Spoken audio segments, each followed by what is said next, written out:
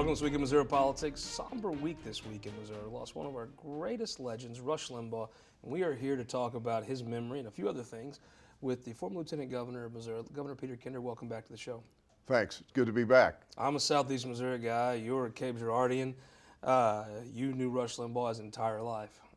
It had to be a tough week for you. It's been tough.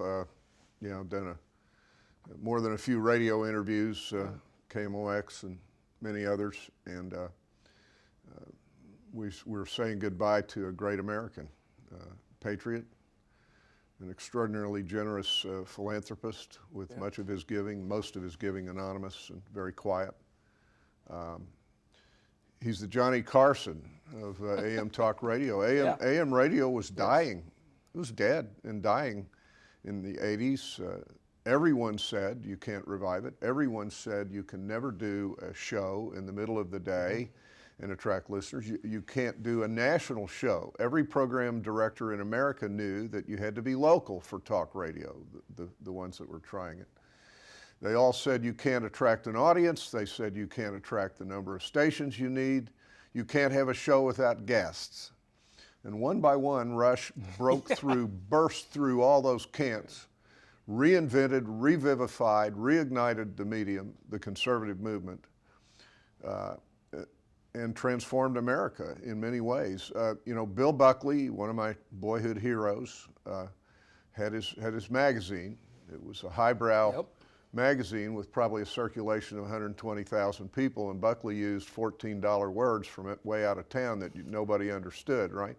But Rush, on the radio, was able to take the message to the roofing crew that had the radio on, the long-haul truck driver, the farmer on his combine. The young kid in Butler County listening on 930 KWOC. I love the fact he had a sense of humor. There was two things that set him apart from me. While Buckley is a hero for a lot of folks, I'm probably a conservative today because of Rush Limbaugh, because he had humor and he would stick up to Republicans. He wasn't just a suck-up. You look at a lot of the people that try to be Rush Limbaugh, they're just suck-ups to whatever the Republicans of the day do. He had some of that South. There was a backbone in him, and he was funny. He was entertaining. Tell you a really quick story on how independent a cuss he was as a little boy. I mean, 8, 9, 10, 11 years old. In Cape Girardeau, we're in the heart of Cardinal Nation, right? Yes, like sir. you are in Poplar Bluff. And we're all living and dying with the Cardinals. In the early 60s, we still had Stan the Man until 63. And the next year, they win the pennant on the last day of the season. They beat the Yankees and had other great years in the 60s. Rush was not a Cardinal fan. That's my point in telling this story. He was a passionate baseball fan, and his team was the LA Dodgers. And his favorite player was Maury Wills. And he lived and bled Dodger blue, and his dad would bring us up to games. It's Old Sportsman's Park on North Grand. And we'd be hunting a Cardinal autograph and hoping to meet one of them, and he was looking out for Dodger blue. Well, I wish you hadn't told me that story. That's very disappointing to me because I do love the Cardinals far more than any political thing. But the first book I ever bought, was The White Rat by Whitey Herzog, and the second book was See, I Told You So. It was Rush Limbaugh's first book. It was funny. It was actually it was entertaining to read. It took conservatism that can be a little stodgy sometimes and made it relatable. And I think his lasting impact will be, like you said, the populism today that maybe Republicans try to tap into, a lot of that is him explaining a conservative message and how it benefits a regular guy. He was, and when I listened to him on the radio, I heard his dad, who was such a dominant influence on both of us, Rush Limbaugh Jr. But he was, you might say, he was the original deplorable, right? The Hillary crowd, the Clinton crowd in the 90s did everything they could to knock him out.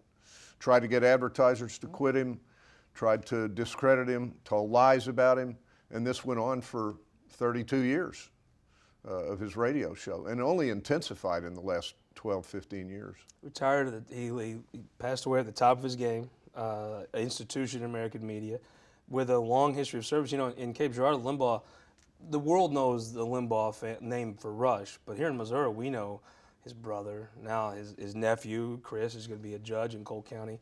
It is a real legacy of service, that entire family. Uncle and first cousins, both federal judges, yeah. It is an amazing thing.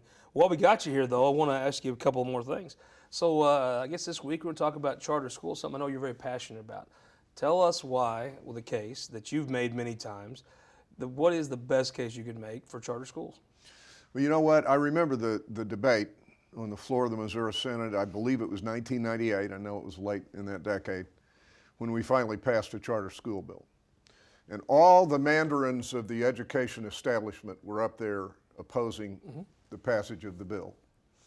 And I'm talking about the teachers' unions, the MNEA and the MSTA, which is not a union but is an organization, the Association of Principals, the superintendents, and all the rest. They're all opposed to the bill, and they're sitting in the upper gallery. And I got that day's Post-Dispatch, which said that had a front page article about the promise of charter schools that said that if the bill passed in the right form, the Missouri Botanical Garden would be involved in starting an environmental and plant science horticulture charter school. And there was the Missouri Science Center here in St. Louis that said, we will be involved in mentoring and helping to sponsor a charter school in science and technology. And I waved that at those folks in the upper gallery, trying to shame them, because here is promise. I said, what could be more promising to a poor minority single parent? This is a beacon in the night to them.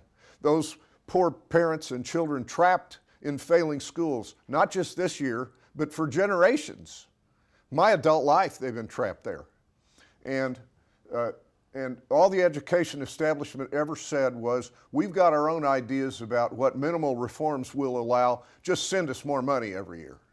And I had a belly full of that decades ago, okay? I've seen you have a belly full of things before. So I think that parents need more choices. I do not believe that a one-size-fits-all public education system designed 150 years ago for an agrarian society is going to cut it in the 21st century. So I say let 1,000 flowers bloom. Now, one thing, and I've even read this in your newsletter, you talk about public schools in one sentence and then you say, and then there are charter schools. But it bears repeating that every charter school is a public school. This is a subspecies of charter schools. And one of the differences is that they get less money than the main system. Well, accountability is a little different. I would argue that this is the first truly accountable public school. If they fail, and some of them have failed, there have been some crooks operating some of them, we pull the charter and yank them and they go out of business. But the people who oppose charter schools and oppose expanding them cannot explain why there's a waiting list. The question of demand by parents and students has been answered, and it's answered in favor of charter schools. I don't know that anybody criticized the charter movement in the city of St. Louis, where the school has failed by the state's own standards. But make the case where this always fails is the charter folks aren't happy with just St. Louis. They want to go to St. Clair County. Give the case for why somebody in Jackson, Missouri, where you're very familiar with, where they love their school, if you represent them, the school doesn't want it, why should a rural person vote for that when where the problem you're talking about exists, they already have charter schools? Well, I'll leave that to people who are more involved in the current debate. My animating interest in this current arises out of the tragedy I saw in the St. Louis and Kansas City public school systems when I was in office, which ended 4 years ago. And when a school board member here in St. Louis, in the city of St. Louis, said, Governor, he said to me, this is probably 12, 14 years ago, he said, we are preparing students for one of three failed paths. Either a lifetime of poverty, pack them off to the prison, or an early trip to the penitentiary. Now, I get emotional when I think about that. And yet, how many generations has this been true? It's amazing how many debates in Missouri, in many ways you're the John the Baptist of the Missouri Republican Party. The gun debates, the abortion debates, they're all predicated on, they stand on the shoulders of things you fought for in the past. Now, it's interesting. It's been tough for you to imagine when you took control of the Missouri Senate. You were the first Republican to hold that post in decades and decades. 20 years ago last month. And just took it in a special election with John Cawthorn and all the, to imagine they have supermajorities now. But it's interesting that that supermajority is very different than the majority you had, and the camaraderie is very different. What's your observation on the thing you created? Yeah, thank you for bringing that up. By the way, I asked Kit Bond when I had my 18-16 landslide majority, I said, what will this be like herding cats? He said, no, more like loading frogs into a wheelbarrow. And that's what it was. I am not surprised that Republican majorities have swollen to the point of being super majorities, and that the Democratic Party, at least in the Senate, is reduced to an urban rump with no minority, with no rural or small town representation. I guess huge majorities like that open the door to fighting intra-party, right? Mm-hmm. And that's what we've seen a lot of. I would never suggest that I served in the Senate between 1993 and 2005 in some kind of golden age, okay? There was no golden age, but I am dismayed by some of the tendencies and trends I see now, in which members of the majority party routinely use a minority tactic, filibustering, and do it for many, many hours and even days on end to stop something that Senate leadership and the majority of the body wants. I think that's a sad occurrence. I also would observe this about the current Senate. When I had that 18-16 razor-thin majority, I had 2 or 3 rhinos in my caucus. There will be no names named. But I was one Jim Jeffords away from losing any vote if it came down to a party line vote. Today, there are no non-conservatives in the Missouri Senate caucus, and I don't believe there are any in the House caucus. For instance, to take one indicator, there's no pro-choice lawmaker left in either chamber. Mm-hmm. Well, there were several when I was there. Okay, so now we have a group designating themselves the Conservative Caucus. I'm just kind of puzzled by that. They're all conservatives to me, and I think politics and doing business in a legislative body is a business of addition, not subtraction. And I'd like to see a little bit less of the going at each other and hammer and tongs and slapping labels on ourselves, and working together toward moving the ball down the field on important conservative goals, including expanding charter schools and other measures. Well, Governor, thank you so much for sharing your experience with Rush and your thoughts on modern politics. Thank you, my friend. We'll be right back with our Opinion Maker panel. The silver-tongued Twitter devil, Gregg Keller, joins us after this. All across Missouri, our new car and truck dealers are building strong local economies. When you buy a car or truck in Missouri, you're helping to support over 20,000 Missouri families who rely on the auto industry for good-paying local jobs. You're also helping fund our communities, schools, first responders, and our roads, because dealers generate millions of dollars in tax revenue. Missouri's automobile dealers have been the foundation of our communities for generations and for generations to come. The Missouri Automobile Dealers Association, the heart of Missouri. For more than a century, the St. Louis Carpenters Union has shaped our communities. Through trusted alliances, we deliver skilled professional craftspeople, while our business partners provide the kind of quality jobs that keep our economy humming. It's a blueprint that has worked since 1882. Turning Missouri into a right-to-work state stalls progress, wipes out jobs, and kills momentum. Right to work is wrong for everyone. Let's keep Missouri moving forward. Visit carpdc.org to learn more. Your energy needs are changing. That's why at Ameren Missouri, we're not waiting on the future.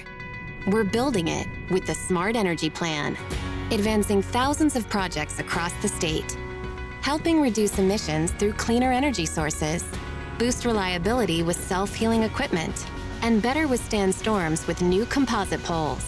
Moving Missouri forward and bringing us all a little closer together. That's energy at work.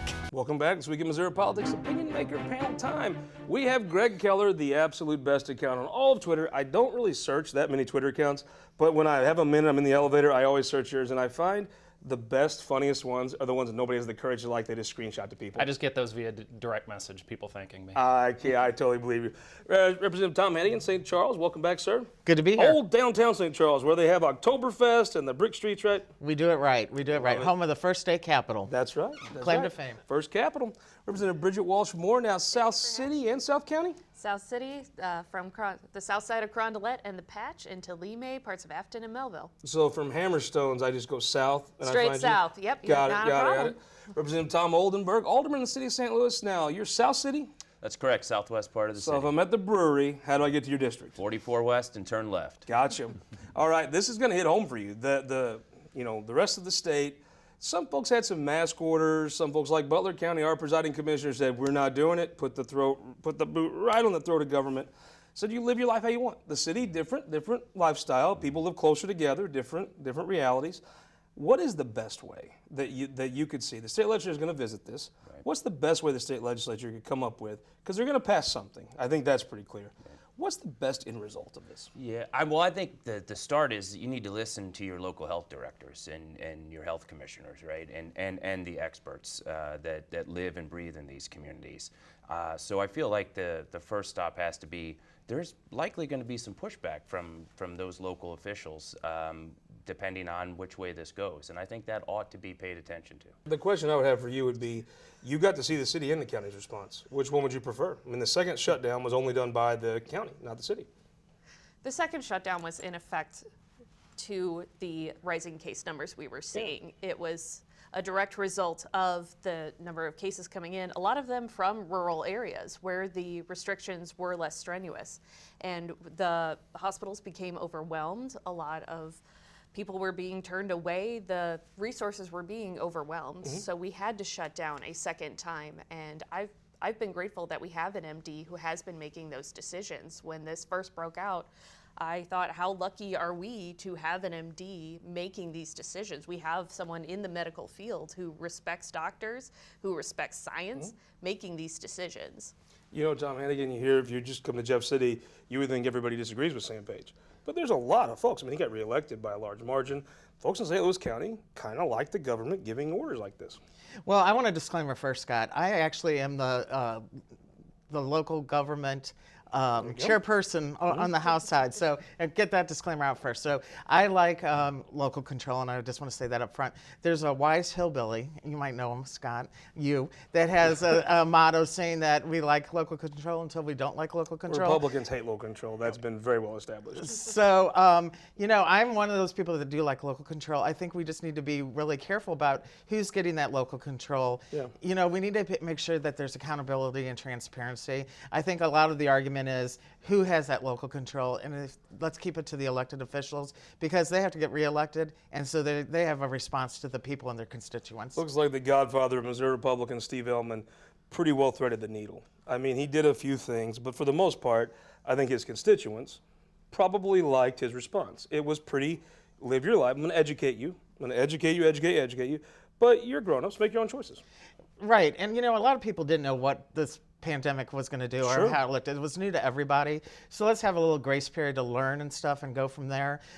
People did make mistakes, but then I think we get back to, okay, what worked, what didn't work. Let's look at the statistics and let's be adults about it. So there's room to grow and change. But, again, I go back to local control probably is the best format and best way to go.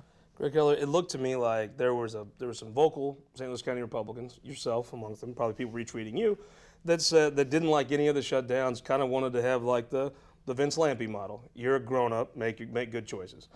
But I think people in the county were pretty accepting of things until the second shutdown. I saw the spike come in the pushback in the St. Louis County when the city didn't go along. I thought that was a moment where things kind of turned a little. Well, I think following the directions of local health authorities is all fine and well, so long as those local health authorities actually know what the heck they're talking about. And what we've seen with Sam Page and Lisa Clancy is that they have no idea what they are doing. When you rank St. Louis, every county in the state of Missouri, by COVID deaths per capita, you know where St. Louis County comes in under Sam Page? 8th from the bottom. So literally hundreds of St. Louis Countyans have died as a result of Sam Page and Lisa Clancy's COVID policies, and yet they're running all over the state trying to tell other people in rural counties how they should be dealing with COVID. Give me a break. Yeah, I doubt that dog hunts. I'm sorry, I bet you it hunts with the hundreds of people who come from families of someone who's dead, which wouldn't be the case had they lived in another county. Let me ask you this. This is my sizable hillbilly gut intuition. I think that you're going to see, when this is all over, when you count the data, you're going to see urban areas that did a bunch of restriction and precaution, which probably helps some, be pretty much in line with rural areas because, you know, you're so much closer together. That's going to offset what you did with masks and stuff. And rural folks being more spaced out, not having restrictions, I'll bet you there's not a lot of difference in the day, you think? I think at the end of the day, I think clearly the data at this point is that more people have died in St. Louis County than virtually anywhere else in the entire state of Missouri. Look at the counties that neighbor St. Louis County. St. Louis City, fewer deaths. Jefferson County, fewer deaths. Well, fewer people, though, Lincoln right? County, fewer deaths. But population density is no longer considered one of the top reasons for COVID spread and COVID death. Jackson County, better than St. Louis County. I think what St. Louis Countyans want to see is they want to see people actually responding to data. What we learned months ago is that restaurants are not huge vectors of COVID transmission and spread. And yet, Sam Page and Lisa Clancy are out there absolutely crushing the entire downtown Clayton business area, just as a random example. Representative, let's move on to something that COVID definitely touches schools. Looks like this coming week, you're going to have a lot of discussion on schools. A lot of discussion. You got some St. Louis Republicans that want to come to St. Clair County and tell the Osceola Fighting Indians how they ought to have schools. Now, it's going to be interesting to see. If you're a rural Missourian, why would you vote for something that every one of your constituents that knows what it is against it? Right, it's a tough one, and especially like in my area, for example, I have people on both sides of the fence. I obviously, you know, there's schools, Archer Farm, for example, out in my district where, you know, people go there multi-generationals. So you have, you went there as a student, your kids go there as a student, you might even teach there now. So they they like their school board, they like their locals. So they're probably happy and probably do not want, you know, a charter school to come in their area. I'm really hoping that those that want charter schools can justify the reason why they need them for the improvement, and then the people that don't want charter schools can justify why they don't need that set up and just go about their lives. So I think there's a balancing act here. You know, it's interesting. St. Louis City has a ton of private schools. They're all Catholic, right? Yep. I think people kind of like it. Yeah, agreed. And this is one where, you know, I think charter schools have been very helpful to the city of St. Louis. You know, we have 19,000 students in the St. Louis public school system. In the 60s and 70s, there were 110,000. We're losing population. Enrollment continues to dread down. So, you know, charter schools have saved a lot of families and have kept them in the neighborhoods in our town. So, you know, I support that choice. Seems like a good St. Louis solution. Mike Parson came out with COVID, said very clearly, hey, what works in St. Louis don't necessarily work in St. Clair County. Seems like charter schools work great in St. Louis. Do they? I would wholeheartedly disagree with that. We have a few charter schools that have worked, but by and large, most charter schools have failed, and they have consistently cost the city and the state money.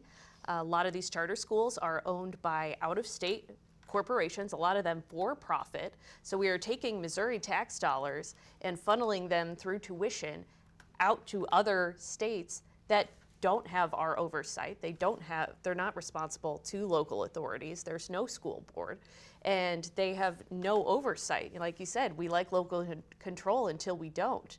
I've never met a Republican that does. I did when they were in the minority in Jeff City. They all love local control. They all love local control. That stopped it. When they got 82 House members, local control was over. Yes. And these charter schools are not in any way responsible to the taxpayers. And I think everyone is concerned about the privatization of education. It sounds like a St. Louis problem that maybe y'all should keep in St. Louis. Now, Gregg Keller, I agree. Tell me how a St. Louis old boy gets in his truck and drives down to Fredericktown. I guess you drive cars up here. And has a great idea for Fredericktown that's going to help him. I ain't never seen it. Well, I mean, I think really the question is upon the people who want to ban charter schools across the entire state. What we're talking about is allowing charter schools are currently allowed in Kansas City and St. Louis, and those charter schools vastly outperform public schools.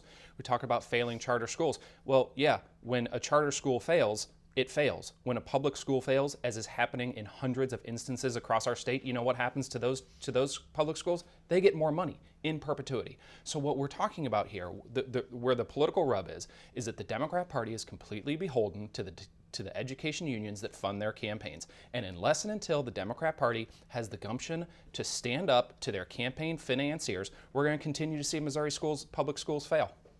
Yeah, Wayne Wilcutt is one of the best school boards I've ever seen. He's in Neelyville School Board. I think he cut a check to Hardy Billington. I mean, he's I guess a school board establishment. Wayne had 2 Trump flags welded to the back of his truck. I don't think it's really arguable, Scott, that the education establishment supports Democrats hugely over Republicans. And the charter schools, they invest in Republicans, right? Charter schools invest in kids to give them better educational outcomes, which is currently being failed by the Missouri public school system. And hey, Scott, if you don't like charter schools, then fine. Give people the opportunity to invest in them, and if they don't work, then they'll fail and the problem will be over. What's the big deal? Why not give them a chance? Why ban them across the entire state except for 2 areas? Give me the prediction. Do they come out of St. Louis, or do the rural Republicans walk the plank, or do they stay in St. Louis? I think if they're interested in education outcomes for the children of Missouri, they're going to be against banning charter schools across the entire state. Give me a prediction. Does Rick Francis walk the plank, or does he vote for his folks back home?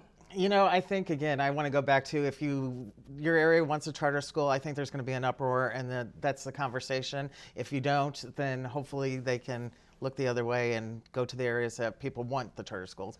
Do the rural Republicans, do they get the bat pat of the St. Louis Republicans, or do they stick up for back home? I think charter schools have filled a need in certain areas, and where they are not wanted, they should not be. Is this St. Louis idea coming to the rest of the state, or the rural Republicans going to say no? I mean, this has been a 2-decade-long conversation. My guess is they stay in Kansas City and St. Louis. Talk real quick about the vaccine. Vaccine rollout, it looks like overall it's going about like you'd think, kind of clumsy, but is actually happening. What's been the experience in your neck of the woods? You know, I think at every level of government, there's a below passing grade with it. Look, our country's been able to create this vaccine in record time, and now we're tripping over ourselves at every level in trying to get shots in people's arms. A few weeks ago, there was a big event down at Union Station in the city of St. Louis. I'm hearing from constituents that actually got shots that have said, we're not getting follow-up. When is our second shot? Like, that's unheard of. That what do doesn't you think, Tom? happen. I mean... It's been frustrating, you know. Obviously, but there's hope, and you're going to start seeing it more and more coming to our pharmacies, our Walgreens, or CVS's, and I think that will help. Well, the men left who won the week. John Weeman passed his municipal checkbook bill through the Missouri House by a vote of 142 to 2. It's almost like he's a businessman that knows how to run things. That's right. You don't see a lot of things passing on a bipartisan basis. John Weeman got it done. Who won the week? I'm going to say the Children and Families Committee, all of us on that committee group, there's been some great reform, great stuff, and you're going to see more dealing with adoption, foster care, and child abuse, and all good things that need to be done here for the state of Missouri. Who won the week? The military men and women of the state of Missouri. Bipartisanship, we passed a bill that will allow them to take the skills that they learn in the armed forces and apply them to civilian jobs. And we've also extended that to their spouses and keep them in the state. Week. Representative Lane Roberts, he and I probably don't have a lot in common, but he continues to push his peace officer tuition reimbursement program, which, hey, in St. Louis, we are down 150 officers, and recruitment is a problem, and it's a problem across the whole state. I'm going to say one of your colleagues, Representative Chris Sanders. I thought it was a very fitting resolution to offer in honor of Rush Limbaugh, a famous Missourian that I know half the people like, half the people probably don't, but I tell you what, he revolutionized communication. I'm not sure there'd even be AM radios right in today. We hope you will join us next week here on This Week in Missouri Politics.